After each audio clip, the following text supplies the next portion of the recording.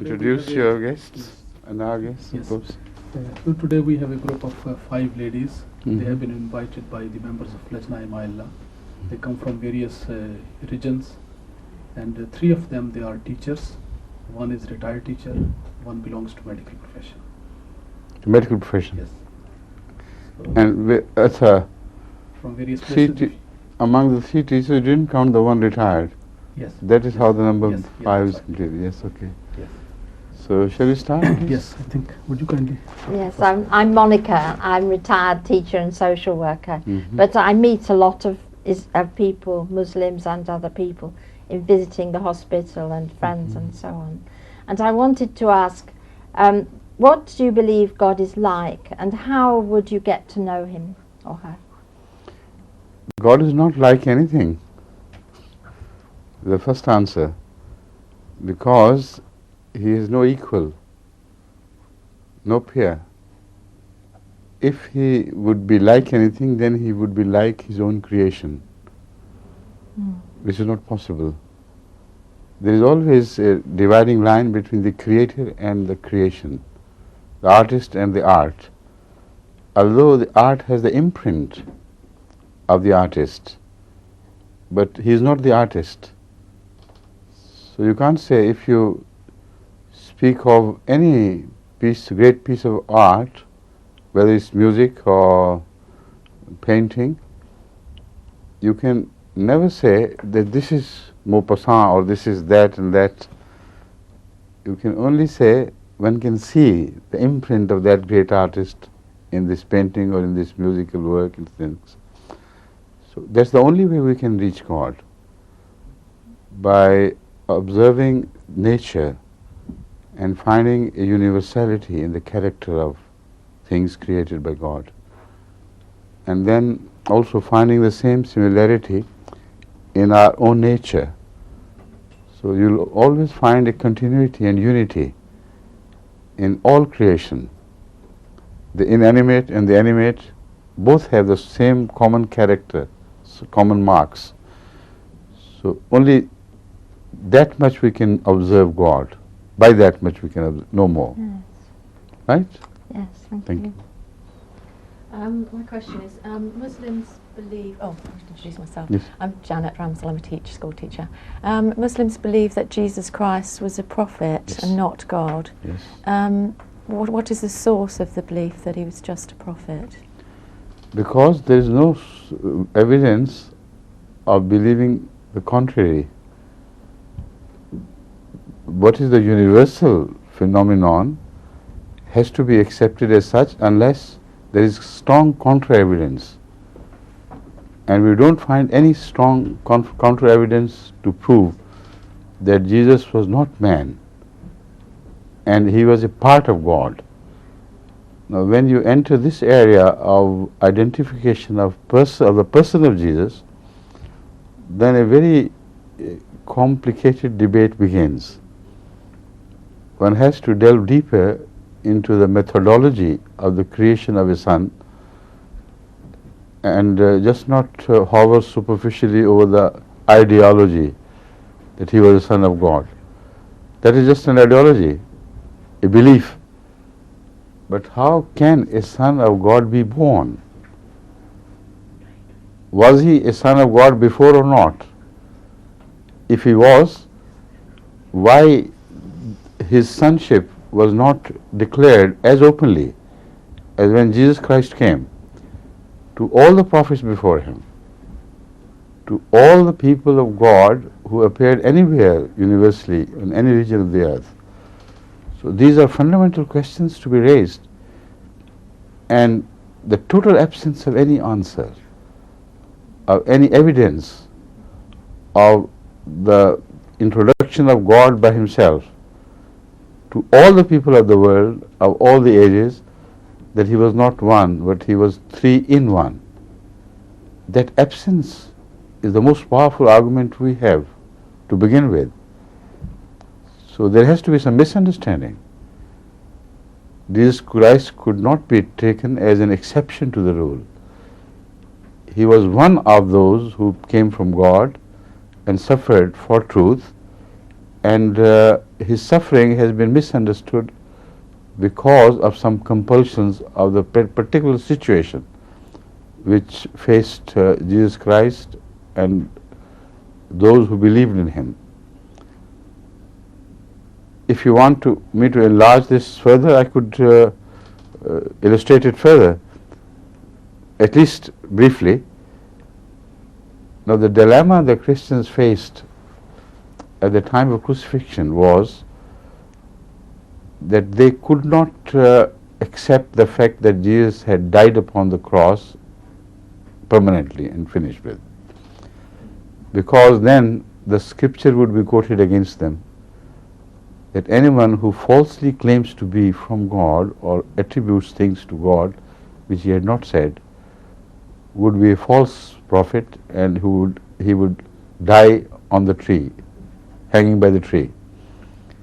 Whatever wordings are, the meaning was obvious. Everybody understood from that a false man will meet an ignoble death, and that ignoble death was described as crucifixion, for instance.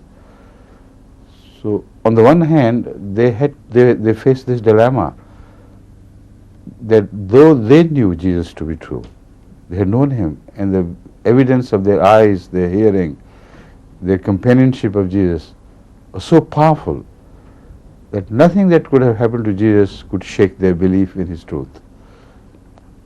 And on the other hand, there was the fact of crucifixion. What could they do about it?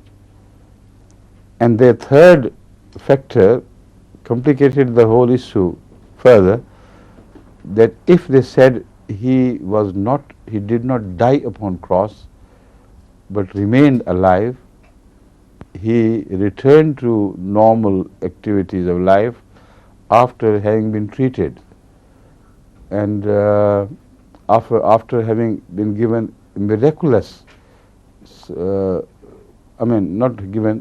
after surviving the death miraculously. That is not a revival, that is a survival. So this is how they should have seen the case of Jesus Christ. He was left to hang upon the cross only for a few hours, against the normal procedure, against the normal expectancy of death upon cross, which was 3 days. And even then, to make sure that the person really dies, his legs were broken. If there were any signs of the possibilities of danger of his survival, additionally his legs were broken. But no such things were done to Jesus Christ. He hung upon cross between the afternoon of a Friday and the sunset of the same day. Before the sunset, he had to be taken down. Now, obviously, the possibility of survival are much greater than the possibilities of death upon cross. Then we see strange things happening to Jesus which do not happen to the people who die upon cross. His disciples hurriedly prepare an ointment with 12 ingredients, which include such ingredients as heal the wounds and ameliorate the suffering. So why all this fuss if he had already died? The ointment could not revive him. If a revival is believed to have happened, it had to happen from God in a miraculous way, not through the application of any ointment. But an ointment was applied whose the ingredients of that ointment are well recorded by history, and then he was kept in perfect secrecy, away from the Jewish eye. He's seen walking out of the sepulchre from carrying the same wounds with the same body, with special precaution and care, not to be observed by the enemy's eyes. He only walks around under the cover of night.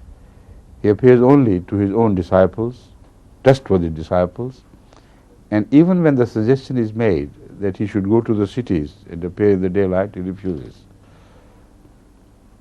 Why such secrecy? If he had risen from the dead, no death could be imposed upon him afterwards. This was the greatest opportunity for him to show the ultimate sign of his revival, and to tell the Jews and Roman Empire, challenge them, do whatever you may, I am here now to live forever. No such thing was done. He is seen moving away from the place of crucifixion, from where from the area which he belonged to some other regions of the world which have not been fully described, but so we can say moving away from the scene of crucifixion to somewhere else. Not only he, but also some of his disciples are in preparation for going away on a long journey, for instance. He appoints somebody to take care of his mother and fixes times of meeting them and place of meeting them elsewhere. All this is a sign of migration, of not migration, but shall we say the prophets' migration, not ordinary migration. When the prophets migrate from the place of persecution, when the persecution has reached a stage where it's impossible for them to sustain it anymore, to suffer it anymore, it is always then that God permits his prophets to migrate. So it was not a common migration I'm talking about. It's a specific migration which is related to the migration of prophets. And the earlier record in the Bible would throw further light on the same subject. Like Lot migrated, like Jonah attempted to migrate, like other prophets before him. Why did they do so? They were brave enough in the beginning when the hostilities were at their strongest, and the persecution had reached a stage where it could not be increased upon.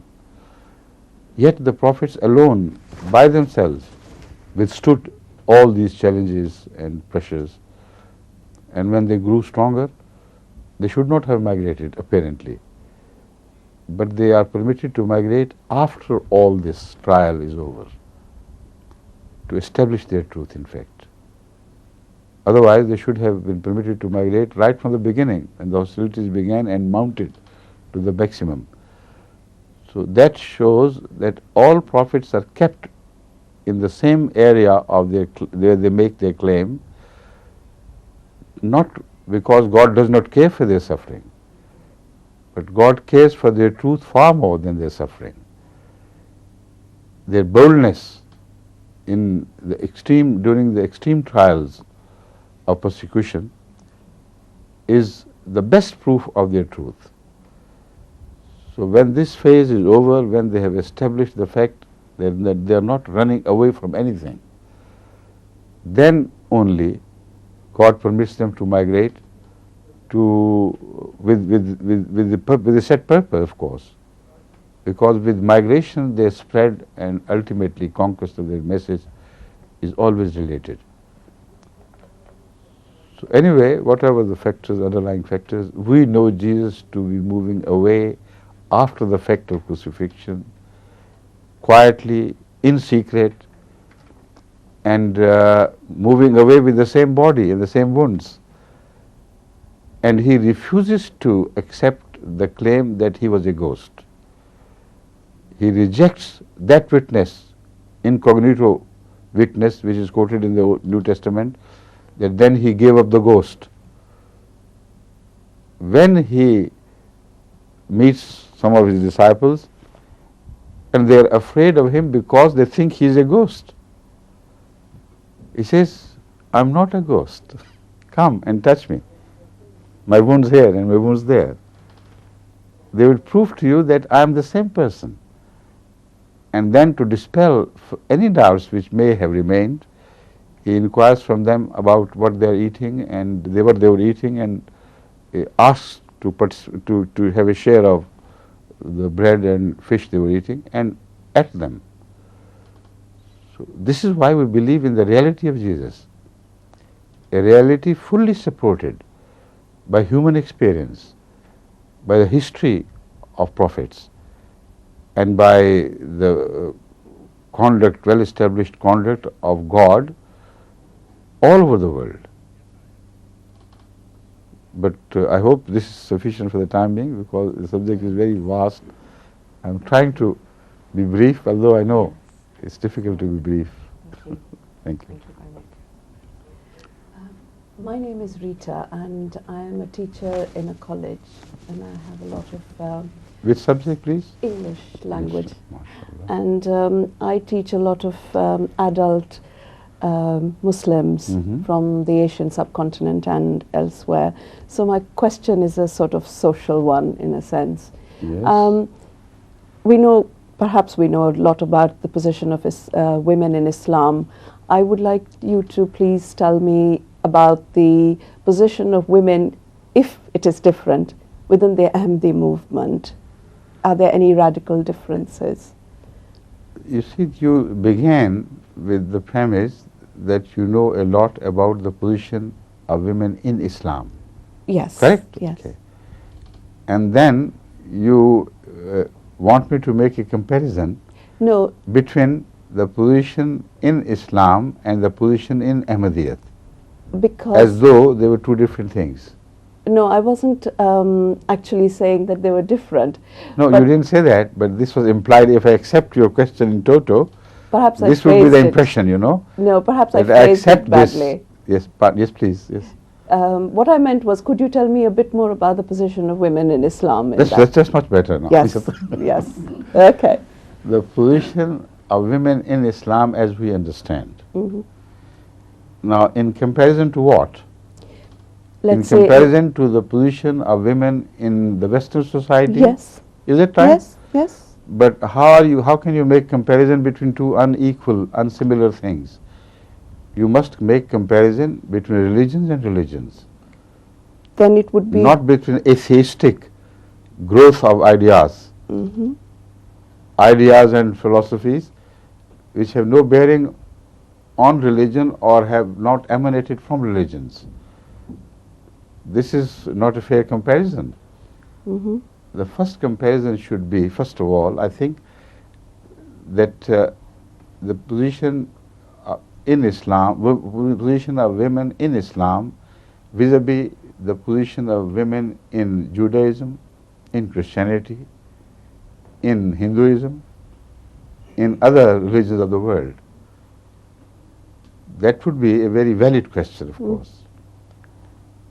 Then again, the question should have been asked, how do you find the position of women in the Western world in relation to Christianity? Is it the Christian position which we're seeing today, or no? And whether this position is in the interest of the women themselves or not? This is a very vast, complicated question, and it should not be addressed, impressed by the generalized Western propaganda against the position of women in Islam, which is a politically motivated propaganda. You see? Mhm. So, because, as I've already attempted to explain, there is a vast and complicated subject which requires an answer extending maybe to many hours, which I have already done in so many places, in writing, in my speech, in my recorded speech, in video speech. So if you are really interested Yes. to find out the position of women in Islam as we understand in Ahmadiyyat, Mhm. and we demonstrate it, Mhm. then you would be best requested to contact the Imam Sahib for further literature or audio-videoed addresses, Thank you. my audio and video addresses, as you please.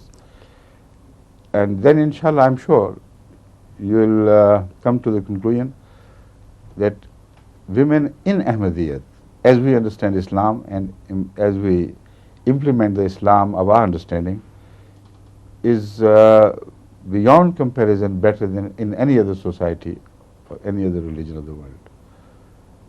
And this is a matter for you to investigate here. Ahmadi women from all walks of life, from all religious backgrounds, from all social backgrounds, are available in England for you to meet and inquire for yourself. The ultimate test is not the so-called freedom to intermix. Ultimate test is their security, the feeling of well-being and happiness and content, and their participation in all healthy pursuits of life without inhibitions. So with this criteria, with these criteria set before you, I think you can make your own inquiries on the field inquiries, you know. Okay. Thank you. Thank you. Please. I'm Eleanor, and I'm a teacher in Bedford with children from 5 to 9-year-old. We have a lot of children from Bangladesh. I know that your movement values education as much as possible for all girls and boys, but I don't see this. Can you tell me why your movement places such a high value on education? About higher education? Lower, at the beginning, at the very At the root. beginning, I'm sorry. You see, I believe that it is not a question which relates only to Muslims or Christians or any other religious denomination either. It's a universal question of how to educate our children. I believe that at the level of children, the schools should not take up the ideology of different religions at all. But at best, what you can tell the children is, in the words of the leaders of some religions, if you want to get involved in this, complex issue, that Hindus say this is what Hinduism is, the Muslims say this is what Islam is, the Christians say this is what Christianity is. But there are so many Christians of different denominations. How can you represent them anyway? And if you yourself attempt to describe religion on the behalf of the believers of any religion, then you will get involved in a rigmarole of nuisance and insoluble questions.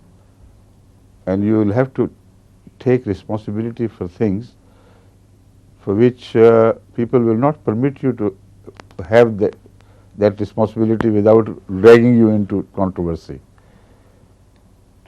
So forget about that. This is my advice.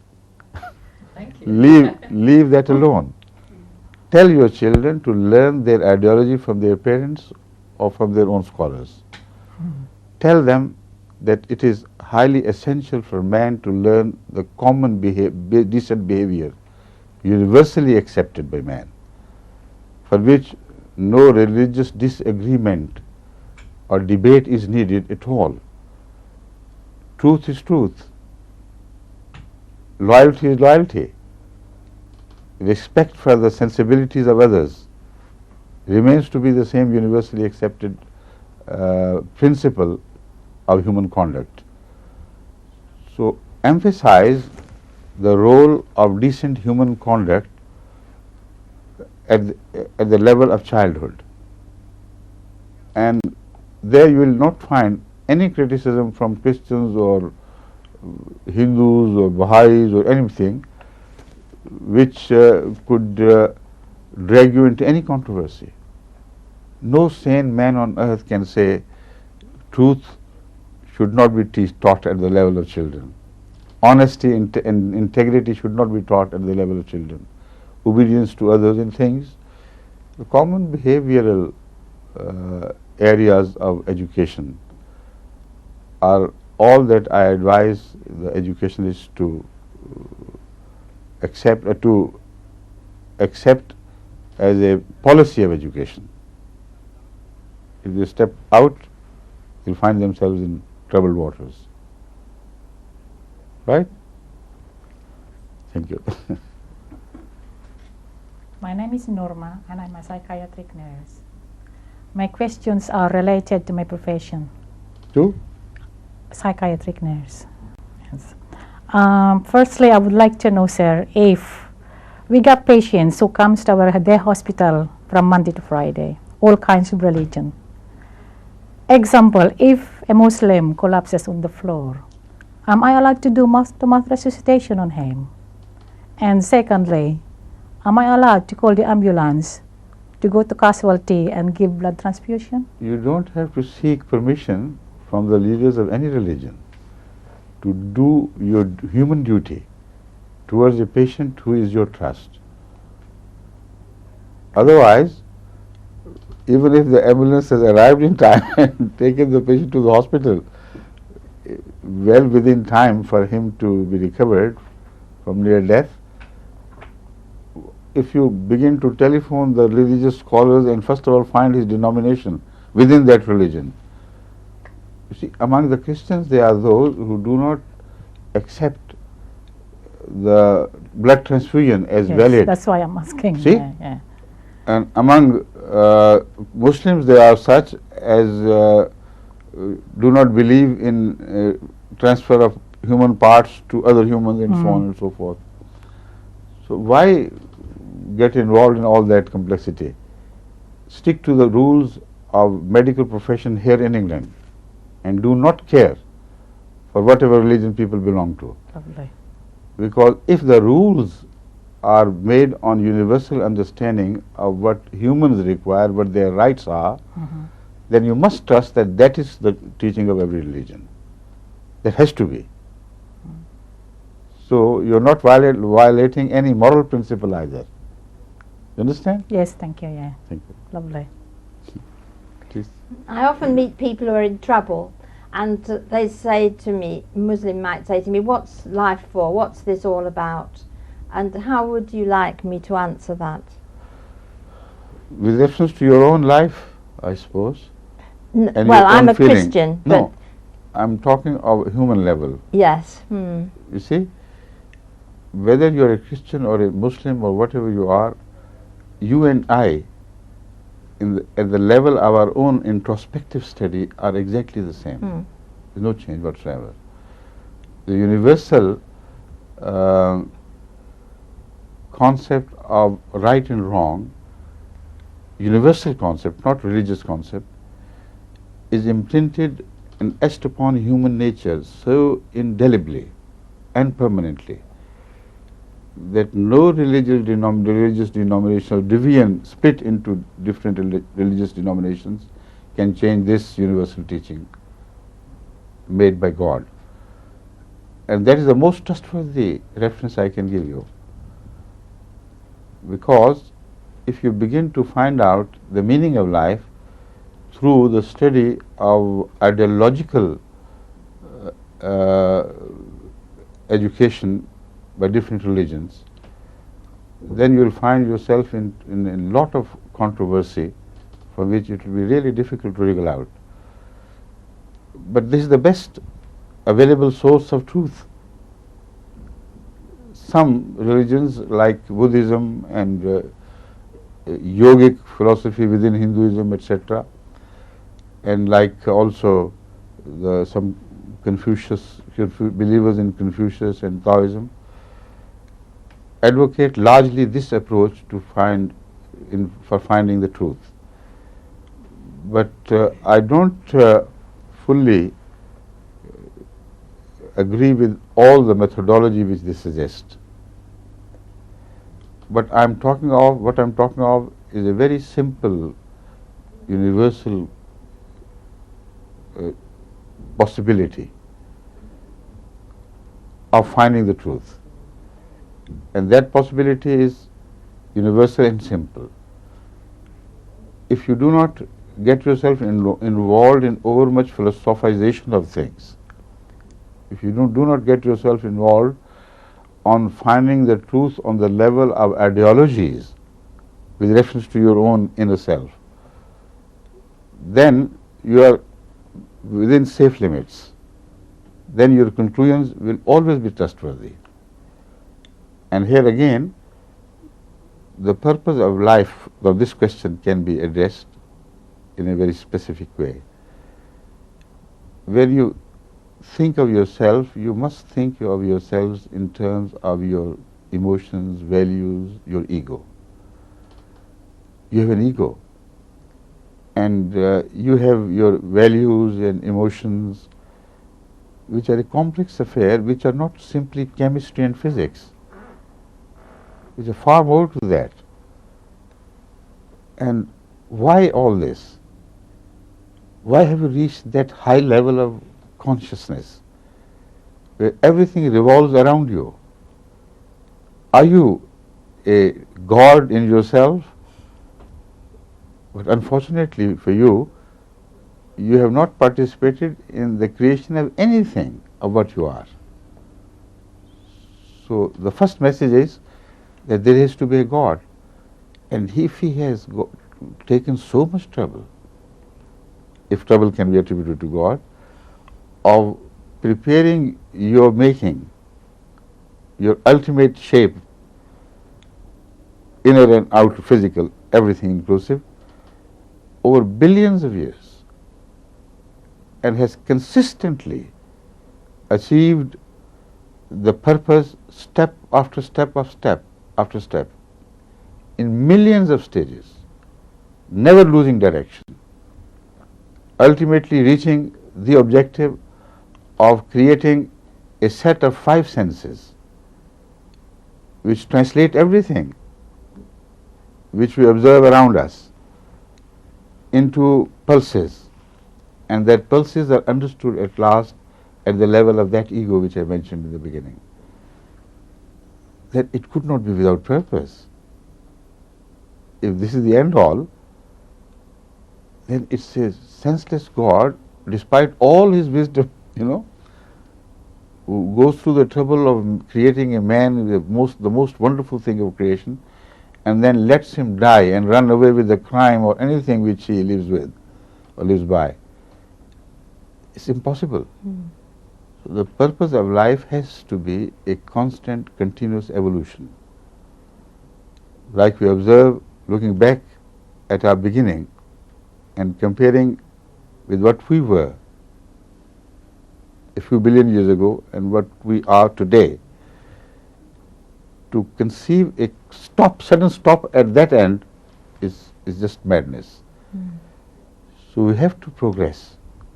We have to continue to live in some form. Some form of which is more highly evolved. And because the journey is throughout consistently from matter to spirit, to death, from death to consciousness. So the evident message is that our consciousness has been refined enough to live as a package of consciousness in the form of a soul, independent of the body. If that stage has reached, then death will not be the end all of everything. Then we must live again. And because at the human level we find the freedom of choice regarding goodness and evil, so there has to be an accountability as well. Otherwise, to give freedom to a people who will not be held accountable for however they dispose that freedom of choice will be again a sheer madness. So for accountability there has to be a new life after death. And this human entity, as I am describing, is so different from the previous stages of animal life that there seems to be a jump, beyond imaginable possibility of links in between. The scientists are thinking of a missing link in the form of an ape, but little do they realize the differences between an ape and man. His consciousness, awareness of things around, his quality of deduction, and his expansion in space is beyond all comparison to any other animal experience before. His capability to express himself, his capability to write. Now, these are the two areas of such distinction between man and the earlier life, which have no graduation in between. You don't see animals learning to speak, getting close to human this gift of speech, and just a few steps, short of that. Vast difference. The symbols of speech are all those who are intuitive. They have no area of learning and to improve those symbols into a complex system of expression. They are born with some symbols. You may call it an animal language, but no more. Whenever trained, they are trained by humans to further improve their expressions, but by themselves they have never done so. This indicates a set purpose, a purpose which does not end with death here upon earth, which will continue further beyond the barrier of life or death, and into that new appearance things will happen, where soul will develop to a higher consciousness on the same path of gaining greater consciousness in comparison to the past. The five senses may be improved upon by the addition of a few more, we don't know what. Because when we are not gifted by a sense, we can't imagine what that sense is. A blind man, however much you teach him, he can't understand what light is and what darkness is. So, Allah knows best, but there are indications in the Quran that new awarenesses will be born in the era of soul development or evolution of soul. And at the end, when the day of resurrection arrives, that is the final day of accountability, by that time all souls would have gone through a long evolution of development through which their vision will be sharpened. They will begin to see things which they could not ever dream of before. And they will be amazed at finding realities which they had completely missed in their early sojourn on earth. So this is evidently the purpose of life, which can be expressed without reference to the Quran or any other religious text. Yes, thank you very much. Please. So I think you've answered my second question. I've just got a further question I'd like to ask. Christians believe that God has an individual plan for each of their lives. Do Muslims believe that too? God has An individual plan, a plan and a purpose for each of their lives, a specific plan that He would like them this to is follow. exactly what is the theme of every religion. Right. Yes, every religion.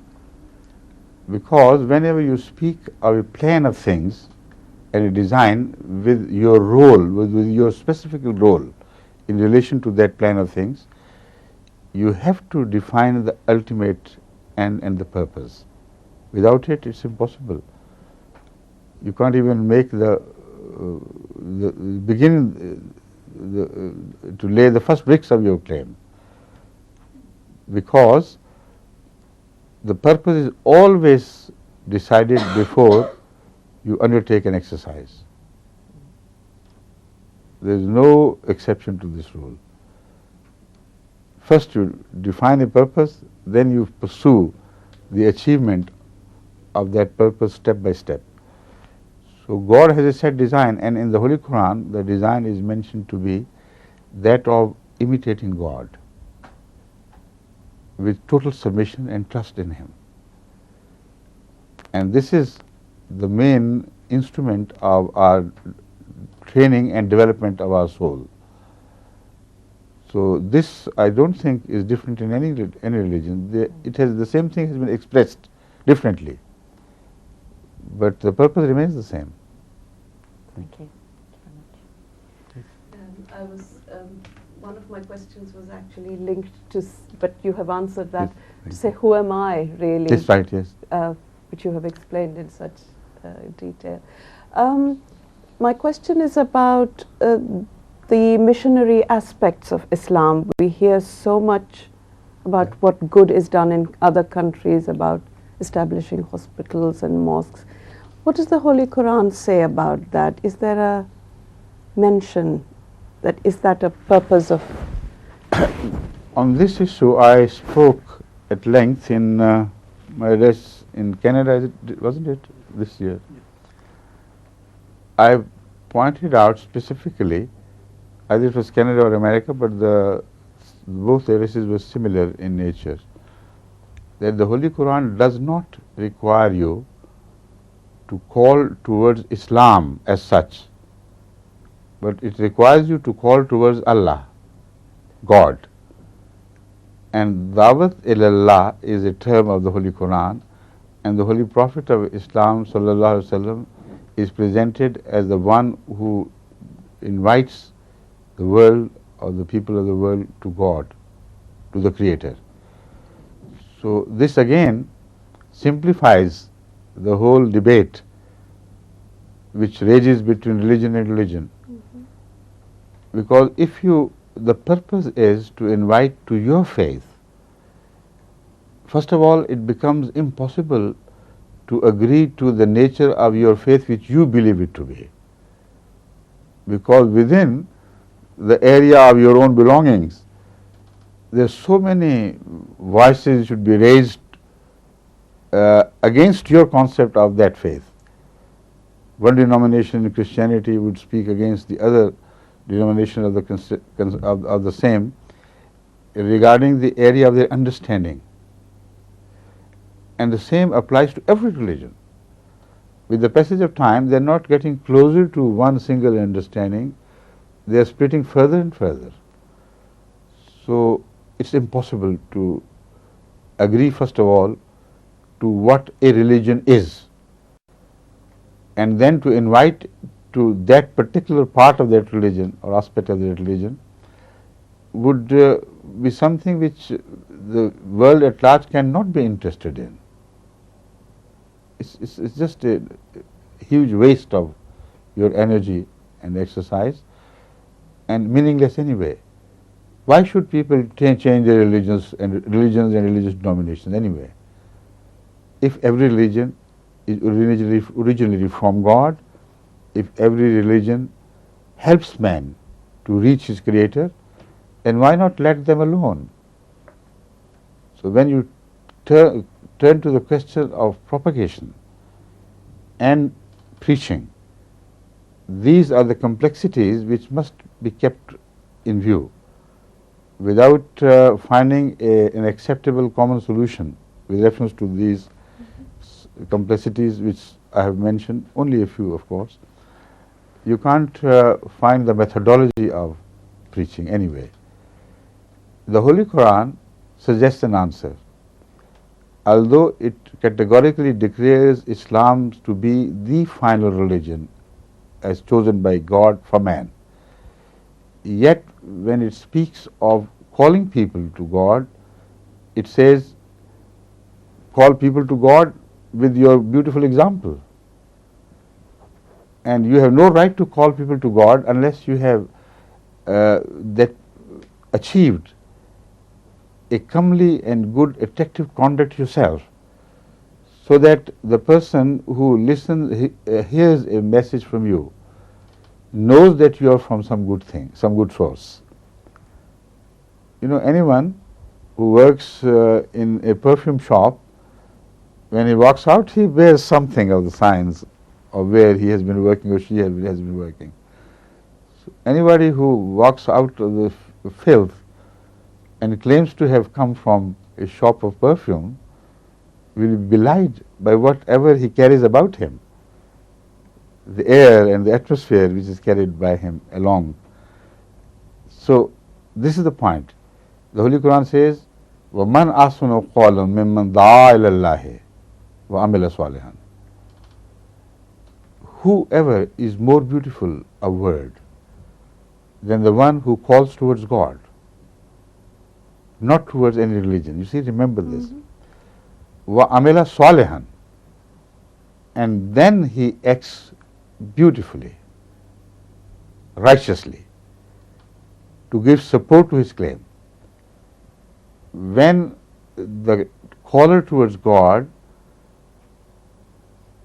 supports his claim that he is actually calling towards God by the attractive conduct he himself has acquired, which he can present to the world as an example, only then his word would be beautiful, not otherwise. So a contradiction between claim and conduct is ruled out at this very level. Then the Holy Quran says, after that you have a right to say, I am one of those who have submitted. Without your having submitted, now here the word Muslimin is used, but in this context its real basic meaning is to be adhered to, because that seems to be relevant to the whole context. Then he says, I am of those who have submitted to the will of God. Then when he calls towards God, the course is defined how he should call towards God. It says, the Holy Quran goes on developing the theme by reminding the believers that when they call towards God, they should wage a war against evil with the help of good. And the objective must always be to replace evil with goodness, not just to remove evil. And again here in this short expression there is such profound wisdom. Most of the so-called holy wars against evil are started not only in religion but in every ideology, like in communism for instance, are waged against some evils without proving to the world that we have a better replacement. They say remove this and destroy this, destroy the old order of things. But why? When you unbuild something, it has to be replaced bit by bit by a better thing to replace the old edifice you are demolishing. Otherwise, even the ruins are better than to have nothing. Of course, under the ruins, some animals take shelter. Sometimes the wayward passengers who have lost their path also have a small place of shelter. But if you say we cannot tolerate ruins, there are ugly things, ugly spots, and affront to human decency, things of taste and things, demolish them, and then what? So the Holy Quran says you must replace evil with goodness. And if you do that, then the ultimate test would be that those who to begin with hate you are bloodthirsty against you, are bloodthirsty enemies. They should turn into such friends as are ready to shower their blood to save yours. This criterion set at the end is a fantastic thing, because it rules out all such claimants of the holy war, whose holy wars always end up in creating hatred against the message and against themselves. Such holy wars as permit the use of weapons and force and even treachery to fight the so-called enemies of truth never gives birth to love. Hatred begets hatred. And the Holy Quran, the holy war which is mentioned here in the Holy Quran, has defined the war by the end product it reaches, with the help of the end product. Like what Jesus said, the tree is recognized by the fruit it bears. So this is the ultimate fruit. The purpose must be to promote love to the extent that the erstwhile bloodthirsty enemy is turned into a lover who would much rather shed his own blood for your sake. And if your message to call to God is sincere and you know what you're talking about, then it has to be the only end which you meet and which can be proved to be right with reference to every prophet of God. Always created their revolution in the society. All their opponents, without fail, were bloodthirsty enemies to them. And what happened in the end? So this is the universal proof of this claim of the Quran, that people should be invited to God. Now when they are invited to God, then the teachings of different religions become a help to understand whether the universal concept of God to which they were called is in agreement with what the concept they held before. So the issue of categorizing people who turn to God into religious denominations will come up later. Right? Thank you. Time? Okay, yes, please. I've been told that the Quran says that you should live within the rules of the community. Can you tell No, me? it doesn't say that. Oh, well, correct me. Sorry. It may have been misquoted, of course. Yes. I don't say you're talking from yourself on behalf of the Quran. People say so many things about the Quran, and sometimes they do not understand what they are themselves are talking about, so misunderstanding spreads. The Holy Quran has instructed in principle in the area of human conduct in two large major divisions.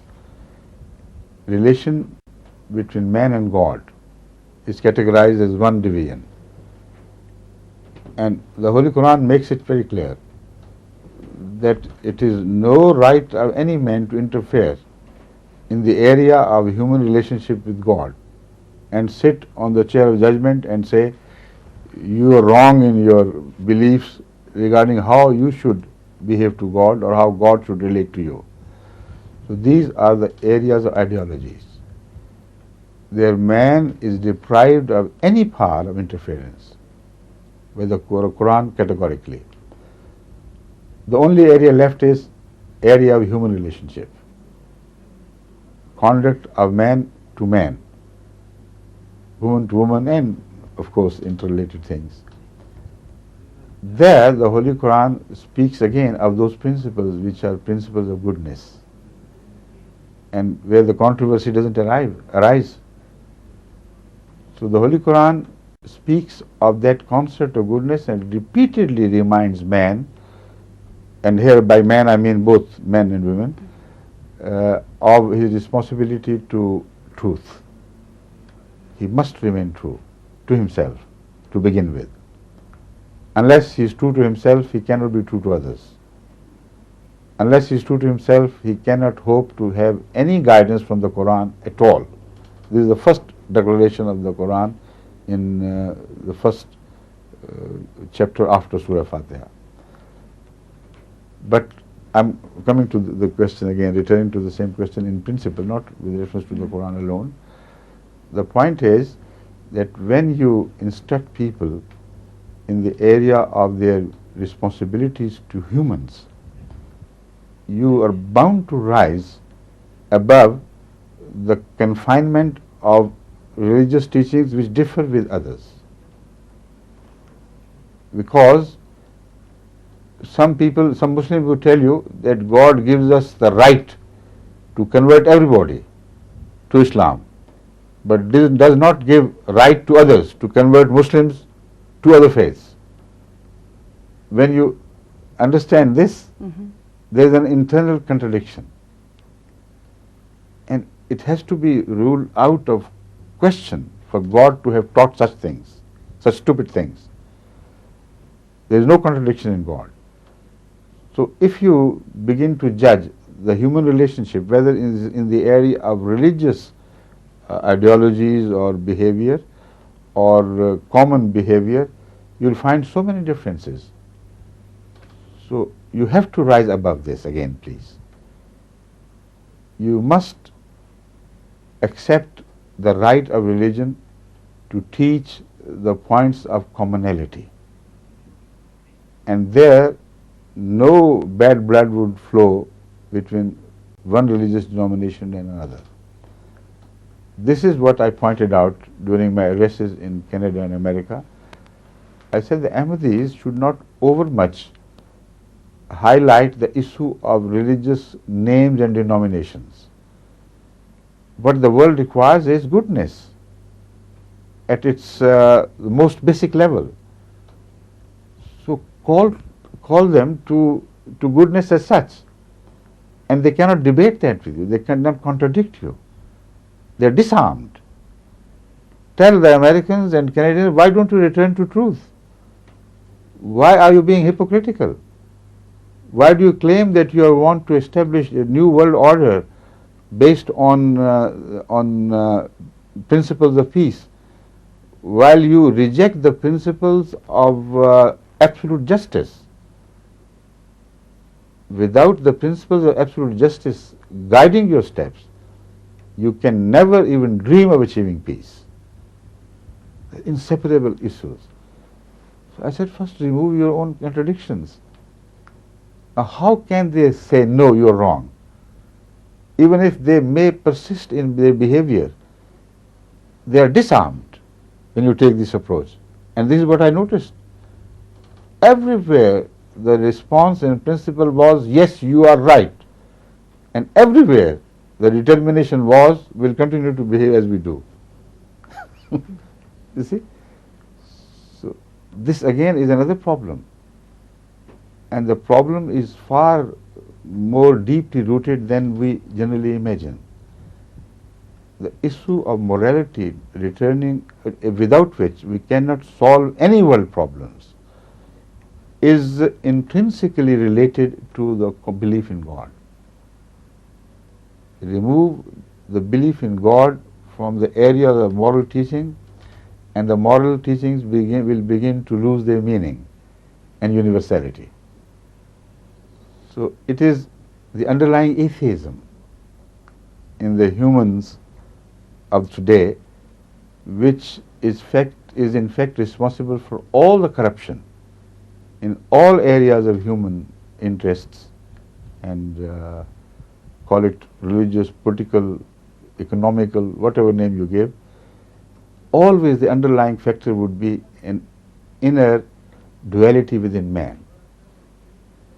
If you would like to judge things with a different yardstick as in relation to his own personal interests, he would like to judge things with a different yardstick in relation to how the world, he should deal with the world and how the world should deal with him. So with this contradiction, you simply cannot repair the things in the world. Right? Yes. Thank you. My last question is, Muslim women, can they have test tube babies as well? Can they marry? Can they have test tube babies? Just two babies. Oh, I'm sorry. I thought you said marry outside. No. Okay. Of course they can have, if the sperm is that of her husband. Because the institution of marriage is all over it's universal. It is for the preservation of human individual rights as against others. If there is a mix-up in the human progeny, at the level of children, say in the families,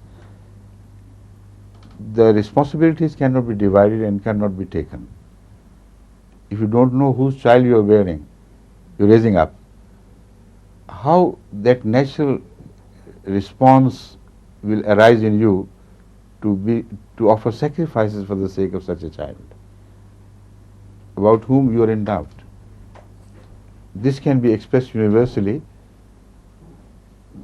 with reference to such fathers who sometimes begin to doubt the identity of their children and suspect their wives of disloyal behavior.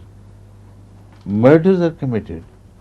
Violence knows no bound in some cases. And such an agony is generated just because of that deep inner desire in man to produce himself. See, the identity with the children is based on that basic inner desire. One wants to reproduce himself because he wants eternity. He wants to expand in space and also in time. So this is the basic urge which is fulfilled by the creation of sex by God and by creation of such teachings as define the area of mutual rights in this area. And the purpose always remains to be the same, that what you bear must be yours. Yes. And you should fully know it, so that all that is required of you, you do it as a natural impulse in you, which is the most powerful thing. Once you disrupt that area, once you destroy the faith and concept in this area, which already an over-permissive society is doing anyway, add to this the free permission to have sperms borrowed from others, then why a test tube baby at all? Why not permit your wife to have children from others, like some of the Hindu sects believe? They believe that a wife can have 11 children, up to 11, with the help of the sadhus, the religious freelancers. You see, if her husband is not capable of bearing, of giving him children, giving her children, so why not then? Why go through the problem of test tube things and all the nuisance and the expenses involved? Because you are challenging the basic truth created by God. Yes. So we permit the Ahmadi women to fulfill their natural desire to bear babies, and the test tube, as long as it is an aid to the design of God, is permitted. When it works against the design of God, it is not permitted. Right? Thank you. Thank you. Thanks very much. Over? And you rightly said it was the last question, not only yours, but the last question there. Thank you. I'm so happy for you to have found time today to spend with us. It's a pleasure to be It here. is precious to me.